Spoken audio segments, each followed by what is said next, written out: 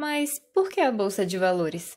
Este é o Visão Libertária, sua fonte de informações descentralizadas e distribuídas.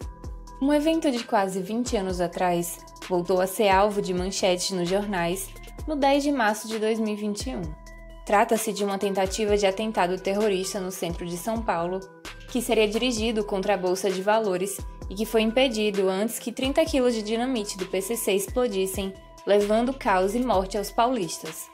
Embora os eventos não sejam recentes, eles oferecem um excelente pano de fundo para quem está em busca de melhor compreender a trágica situação de insegurança do Brasil e a relação que a violência generalizada tem com certos personagens do folclore político brasileiro. Segundo detalhes da investigação do atentado de 2002, uma liderança do PCC que atendia pelo nome de Cezinha e era amigo de infância do famigerado Marcola, declarou ter bons motivos para a organização criminosa escolher a Bovespa como alvo do atentado à bomba, particularmente porque consideravam a Bolsa como símbolo do capitalismo e do sistema econômico responsável pela riqueza de poucos e pela pobreza de milhões. Esse é o ponto-chave que você faria bem em memorizar. Os integrantes de organizações criminosas como o PCC têm motivações declaradamente anticapitalistas. E, na realidade, esse é o pano de fundo que invariavelmente encontra-se por trás das mais variadas organizações criminosas na América Latina, como iremos demonstrar ao longo desse vídeo. A história das organizações criminosas no Brasil nos leva até os primeiros anos da ditadura militar, em que um grupo de bandidos comuns chefiados por André Torres acaba parando na mesma prisão destinada aos guerrilheiros integrantes das organizações comuno-terroristas. O tempo que esses dois grupos passaram na cadeia foi o suficiente para que os líderes comunistas como Fernando Gabeira doutrinassem os bandidos comuns na lógica corrompida de Karl Marx e nas estratégias de guerrilha. É adequado afirmar que nessa época a esquerda tinha de fato o domínio dessas táticas e instrumentos.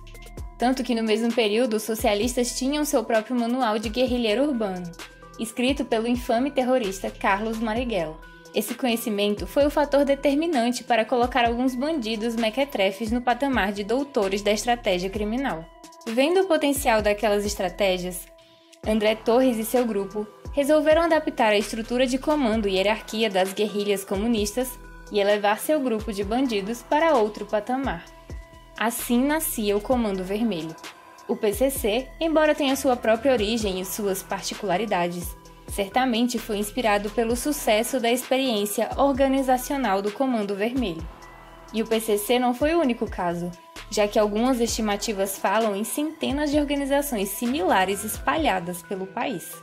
Pensando em termos de efeito borboleta, é difícil mensurar qual foi o impacto que o Comando Vermelho exerceu na cultura criminal, servindo como vitrine de um modelo que certamente atiçou a ambição de muitas quadrilhas por aí. É certo dizer que sem aquele encontro entre pistoleiros e guerrilheiros, o crime provavelmente teria hoje um nível muito inferior de organização no Brasil. Claro que os mais desavisados poderiam pensar que esses eventos foram meramente acidentais, mas em matéria de América Latina, exemplos como esses citados ocorreram diversas outras vezes, como exemplifica o caso das Forças Armadas Revolucionárias da Colômbia.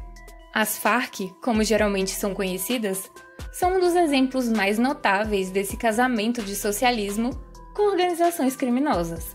A organização já chegou a pertencer ao Foro de São Paulo e, segundo uma reportagem de 2005 da revista Veja, também teria doado 5 milhões de dólares para a campanha petista nas eleições de 2002. Embora não confesse a doação de dinheiro, as Farc não se mostraram nada constrangidas em felicitar a conquista presidencial petista naquele ano. E para os que ainda não perceberam o padrão, o ditador venezuelano Nicolás Maduro também enfrenta acusações internacionais de narcoterrorismo, além de ter ligações com outros grupos terroristas islâmicos, com os quais ele costuma travar negociações escusas. Naturalmente, esses exemplos não esgotam o assunto, e provavelmente ainda há conexões entre socialistas e organizações criminosas, que ainda iremos descobrir no futuro. Mas já encaminhando esse relato para uma conclusão, ainda parece necessário levantar a pergunta: como os socialistas passaram de empregados grevistas na Revolução Industrial para organizações criminosas e terroristas querendo matar centenas num atentado à bomba? Bem, ainda que Marx fosse inclinado a trabalhar com o proletariado industrial, alguns setores da esquerda perceberam que, na verdade, o proletariado jamais faria a revolução. De fato, o mais frequente é que os empregos fornecidos pelo capitalismo ofertassem condições de vida que o proletariado jamais usufruiu, de modo que eles dificilmente estariam dispostos a transformar tudo em cinzas. Nesse ponto, alguns revolucionários passaram a enxergar nos marginais e na escória da sociedade a fonte de onde viria a revolução que aboliria o capitalismo.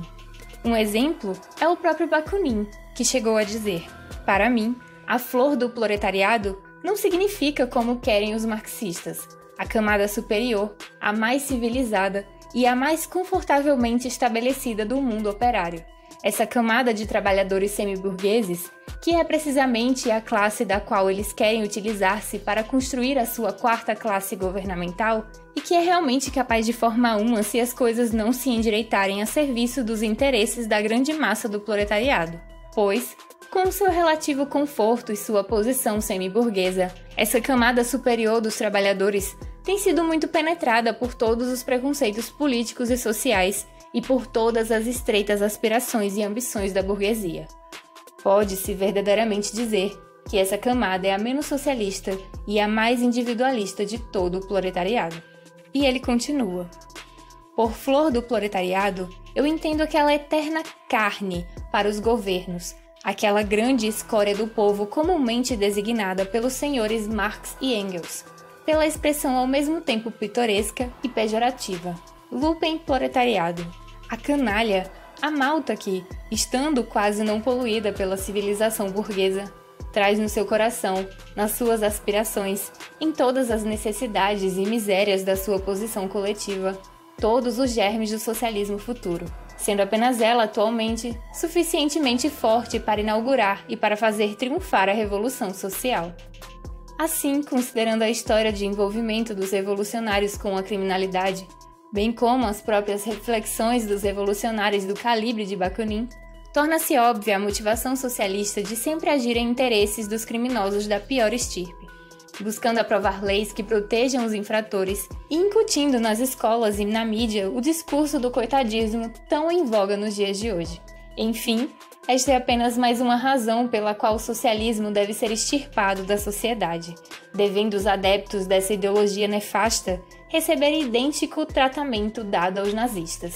Em um contexto em que os comunistas optam por destruir o sistema para simplesmente reinar sobre as cinzas, não é nenhum exagero usar de todos os meios para garantir sua legítima defesa, inclusive com armas, enquanto a aquisição delas ainda é possível. Então não se esqueça, além de bitcoins, faça também o possível para comprar uma arma.